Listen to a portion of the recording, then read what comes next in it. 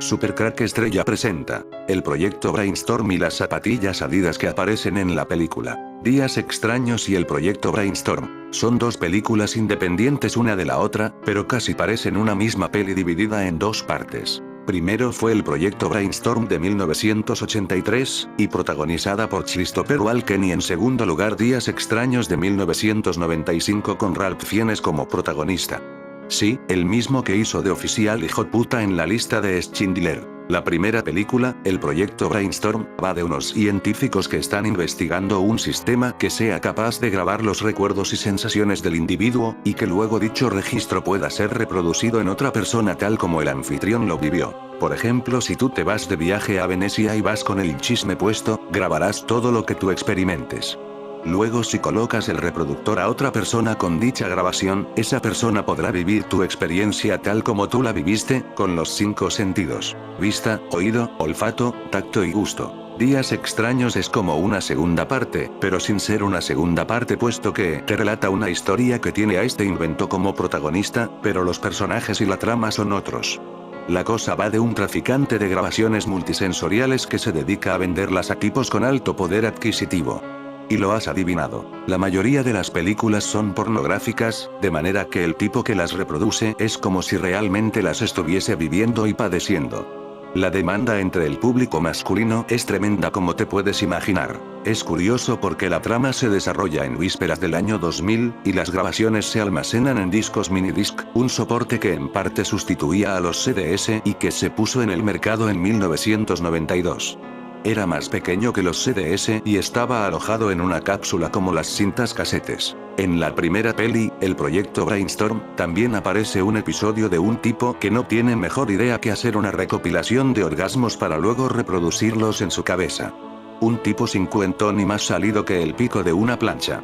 El resultado es que por poco se muere de un patatús, y menos mal que el científico protagonista llega a tiempo antes de que le dé un ataque al corazón. El invento reproduce cualquier tipo de experiencia. Un viaje, la conducción de un Fórmula 1, un aviador pilotando un F-18, un buzo contemplando el fondo marino, pero mira tú por dónde la mayor demanda es de porno. Responsabilidad de mi compañero Alberto para que dé buena cuenta de ella cuando así lo desee. Ese obligatorio repaso a la primera cinta como director del legendario mago de los efectos visuales que fue Douglas Trumbull da paso hoy al correspondiente a su segundo y último filme, una aproximación primitiva al mundo de la realidad virtual que, aún contando con sus 32 años de edad y con problemas que la apartan de la plenitud de formas, se establece hoy como una producción visionaria cuya plausibilidad no ha hecho más que aumentar con el paso del tiempo. Y es que, ante todo, acercarnos hoy a Proyecto Brainstorm, Douglas Trumbull, 1983, es hacerlo a un filme que anticipa mucho de lo que ya se da casi por hecho en torno a una tecnología que el cine ha tratado con desigual acierto y que aquí adquiere visos casi proféticos por más que, como decía, arrastre un par de problemas de envergadura que provocan, en última instancia, el que en lugar de poder citarla como punto de encuentro inexcusable del género, la tengamos en la memoria como un filme simpático con unos espléndidos trucajes visuales.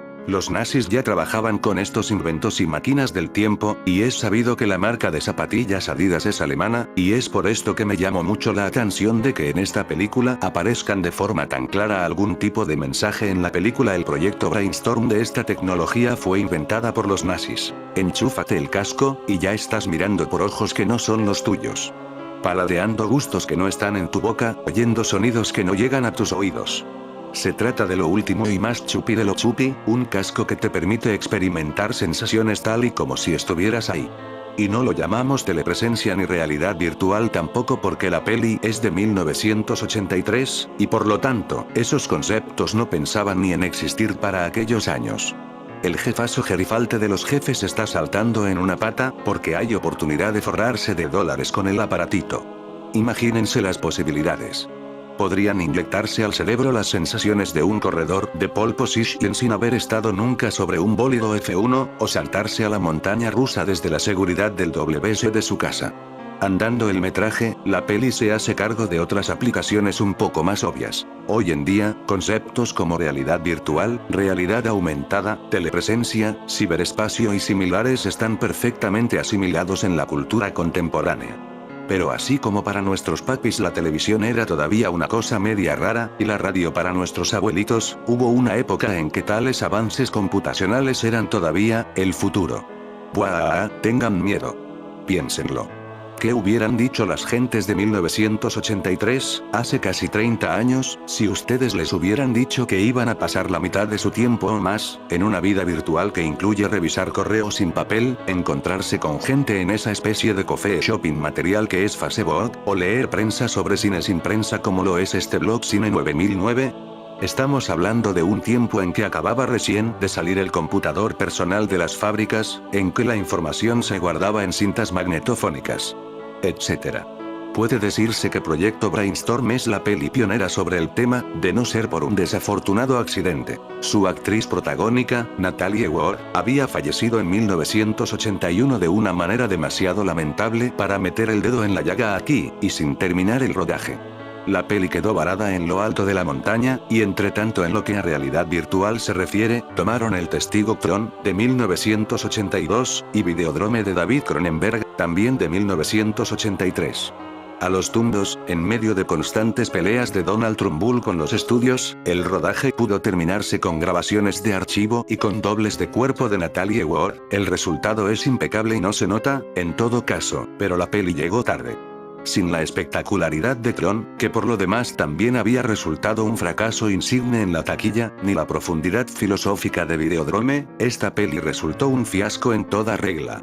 Inmerecidamente, por lo demás. En las últimas semanas los viajes en el tiempo han estado en boca de todos gracias a las revelaciones hechas por Noah, un supuesto viajero del tiempo que tras ser sometido al detector de mentiras, los resultados sorprendieron al mundo pues supuestamente no está mintiendo. De este modo diversos internautas revivieron una historia de 2016 cuando arqueólogos del Museo de Historia de la ciudad mongola de Kob realizaron un misterioso hallazgo al encontrar en las montañas del Altai la momia de una mujer de más de 1500 años de antigüedad, pero más allá de su antigüedad se llevaron una gran sorpresa debido a que vestía un calzado muy parecido a unas zapatillas de la marca Adidas. Esta situación de inmediato fue atribuida al presunto viaje en el tiempo de dicha mujer, pues junto a la momia con zapatillas, durante las excavaciones también fueron encontrados una silla, riendas, restos de un caballo, un jarrón de barro y una artesa de madera, objetos que, según antiguas creencias, podrían serle útiles al muerto en el inframundo.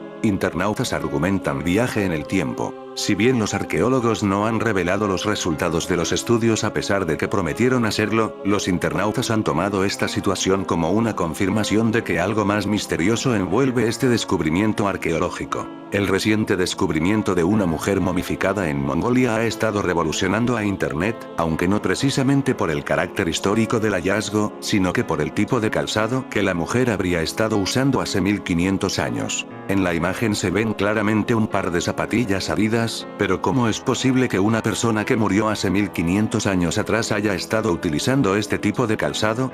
Duda ante la que comenzaron las teorías, siendo el viaje en el tiempo la más aceptada. Debe ser una viajera en el tiempo. Sabía que desenterraríamos una tarde o temprano.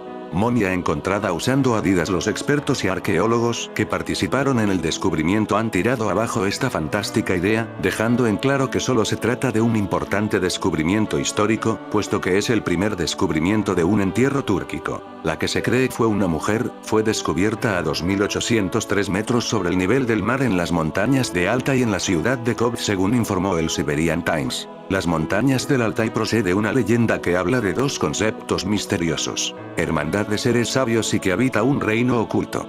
No voy a hablar de Shambhala ni de Agartha ni de la ciudad de los Césares, ni tampoco de Avalón, Paititi o las 7 ciudades de Síbola. Entre los innumerables cuentos populares, se pueden encontrar relatos de tribus perdidas o habitantes subterráneos cuya capacidad técnica y longevidad sería superior a la de los seres de la superficie.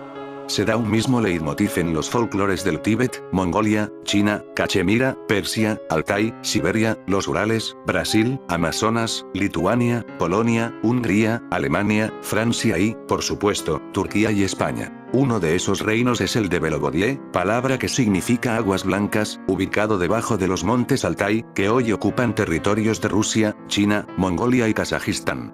Antes del siglo XVII nadie había oído hablar de él, pero a partir de esta época comenzaron los rusos a contar historias acerca de un lugar maravilloso y subterráneo, con todas las delicias que caracterizan a un Edén, incluidas las gastronómicas y las climatológicas.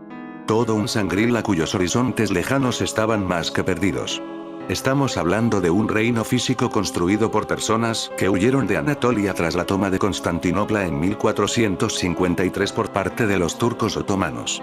Para algunos investigadores, su anterior habitáculo habían sido las ciudades subterráneas de Capadocia que dejaron desiertas y selladas tras su partida, aunque ellos no fueron los que las construyeron. Sus miembros se dejaban ver en contadas y esporádicas ocasiones y siempre para transmitir algún mensaje o profecía relacionada con el futuro de la humanidad. En el año 1923, una expedición de hombres partió en busca de este enclave sobre los montes Cocus y con nulo resultado, como era de esperar, de lo contrario vaya reino oculto de pacotilla que iba a ser. Eso sí, las pistas indicaban y señalaban caminos que no conducían a ninguna parte o bien eran contradictorias. El resultado desesperante fue que Belobodier se había desplazado de sitio o, literalmente, había desaparecido. Nunca más se supo de ellos. Según los datos de esta expedición, el lugar lo situaban en el Tíbet, aunque en un principio, cuando se tuvieron noticias de él por primera vez, debió estar más cerca de Rusia. El escritor Geoffrey Hasse, en su obra Los misterios de la sabiduría antigua, 1977, cree que Belobodier es el nombre ruso de un lugar de trascendente misterio conocido por los mongoles y los tibetanos como Shambhala. Podría ser, pero va a ser que no. Precisamente en los montes Altai, en el magnífico valle elevado de Uimón, un venerable viejo creyente, Starover, una rama del cristianismo ortodoxo ruso, le habló un día de 1928 al antropólogo ruso Nikolai Roerich de los Chud, que sería el supuesto nombre de los misteriosos habitantes de Belobodier, asegurándole que no era ninguna fantasía y le condujo hasta la entrada de su reino subterráneo. Nos aproximamos a una baja colina rocosa. Con orgullo me enseñó, aquí estamos. He aquí la entrada del gran reino subterráneo. Cuando los Chud entraron en el pasaje subterráneo, cerraron la entrada con piedras. Ahora nos encontramos junto a esta sagrada entrada. Estábamos delante de una enorme tumba rodeada de piedras grandes, tan típicas del período de las grandes migraciones. Vimos estas tumbas, con los bellos restos de reliquias góticas, en las estepas de la Rusia meridional, a los pies de las colinas del Cáucaso septentrional. Al estudiar esta colina, recordé que durante nuestro cruce del paso del Karakorum, mi guía, que provenía de Ladakh, me había preguntado, ¿sabe por qué hay una meseta tan peculiar aquí? ¿Sabe que en las cuevas subterráneas de aquí hay muchos tesoros ocultos y que en ellas vive una maravillosa tribu que aborrece los pecados de la tierra? Y nuevamente, cuando nos acercamos a Khotán, los cascos de nuestros caballos sonaban huecos, como si cabalgáramos sobre cuevas o vacíos. La gente de nuestra caravana atrajo nuestra atención hacia ello, diciendo, ¿oís qué pasajes subterráneos estamos cruzando? A través de estos pasajes, aquellos que los conocen bien pueden llegar a tierras lejanas. Les pregunté si también nosotros podríamos ver a estas personas. Y ellos respondieron, sí, si vuestros pensamientos son igual de elevados y están en contacto con este pueblo sagrado, pues en la tierra solo hay pecadores y las personas puras y valerosas pasan a algo más bello. La búsqueda de Belobodier es similar a otras que lleva a cabo el ser humano en su peregrinaje por encontrar su paraíso perdido, su utopía, sus raíces y su identidad. El escritor austríaco Gustav Meyrink, conocedor de los temas ocultos, relató en una de sus obras que, según la tradición, 3 hombres descendieron un día al reino de las tinieblas. Uno se volvió loco y el otro ciego. Solo el tercero, el Rabbi Ben Akiva, regresó a su casa sano y salvo y declaró que allí se había encontrado a sí mismo. El que tenga oídos para oír, la rivalidad entre hermanos ha existido siempre, en cualquier época o país del mundo, y en este caso llevó la rivalidad de los hermanos Dassler muy lejos. El origen está en Adolf y Rudolf Dassler, 2 hermanos alemanes que crearon la fábrica de zapatos hermanos Dassler en el año 1920. Apasionados del deporte, los hermanos tenían mucho éxito con la venta de su calzado deportivo, tanto que el mismísimo Jesse Owens compró sus zapatillas y las hizo famosas mundialmente. Poco después llegó la Segunda Guerra Mundial y lo cambió todo. Adolf se quedó en su ciudad mientras veía cómo los nazis reconvertían su fábrica en un taller de cuero. Rudolf se fue al frente y allí lo encarcelaron.